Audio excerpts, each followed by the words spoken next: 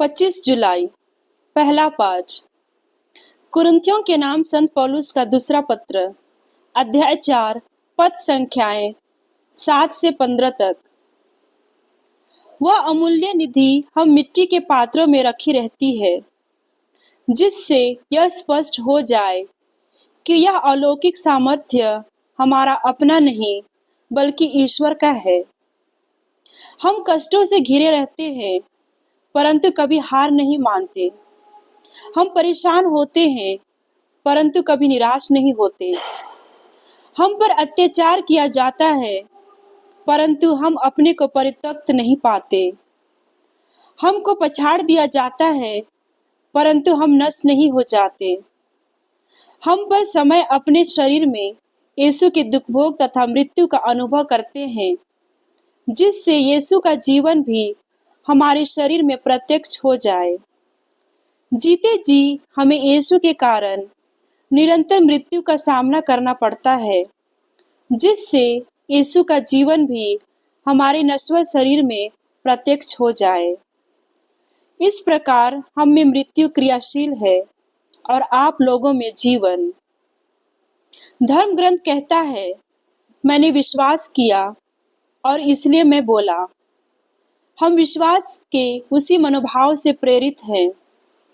हम विश्वास करते हैं और इसलिए हम बोलते हैं। हम जानते हैं कि जिसने प्रभु यीशु को पुनर्जीवित किया है, वही यीशु के साथ हमको भी पुनर्जीवित कर देगा और आप लोगों के साथ हमको भी अपने पास रख लेगा। सब कुछ आप लोगों के लिए हो रहा है, ताकि जिस प्रकार कृपा बहुतों में बढ़ती जाती है, उसी प्रकार ईश्वर की महिमा के लिए धन्यवाद की प्रार्थना करने वालों की संख्या भी बढ़ती जाए। यह प्रभु की वाणी है। संत मत्ती के अनुसार पवित्र सुसमाचार, अध्याय 20, पद संख्याएं 20 से 28 तक। जेबेदी के पुत्रों की माता अपने पुत्रों के साथ यीशु के पास आई और उसने दंडवत कर उनसे एक निवेदन करना चाहा। यीशु ने उससे कहा, क्या चाहती हो? उसने उत्तर दिया, ये मेरे 2 बेटे हैं। आप आज्ञा दीजिए कि आपके राज्य में एक आपके दाएं बैठे और एक आपके बाएं। यीशु ने उनसे कहा, तुम नहीं जानते कि क्या मांग रहे हो। जो प्याला मैं पीने वाला हूँ, क्या तुम उसे पी सकते हो? उन्होंने उत्तर दिया, हम पी सकते हैं। इस पर यीशु ने उनसे कहा, मेरा प्याला तुम पियोगे, किंतु तुम्हें अपने दाएं या बाएं बैठने देने का अधिकार मेरा नहीं है। वे स्थान उन लोगों के लिए है जिनके लिए मेरे पिता ने उन्हें तैयार किया है। जब 10 प्रेरितों को यह मालूम हुआ, तो वे दोनों भाइयों पर क्रुद्ध हो गए। यीशु ने अपने शिष्यों को अपने पास बुलाकर कहा, तुम जानते हो कि संसार के अधिपति अपनी प्रजा पर निरंकुश शासन करते हैं और सत्ताधारी लोगों पर अधिकार जताते हैं। तुम में ऐसी बात नहीं होगी। जो तुम लोगों में बड़ा होना चाहे, वह तुम्हारा सेवक बने, और जो तुम में प्रधान होना चाहे, वह तुम्हारा दास बने। क्योंकि मानव पुत्र भी अपनी सेवा कराने नहीं, बल्कि सेवा करने तथा बहुतों के उद्धार के लिए अपने प्राण देने आया है।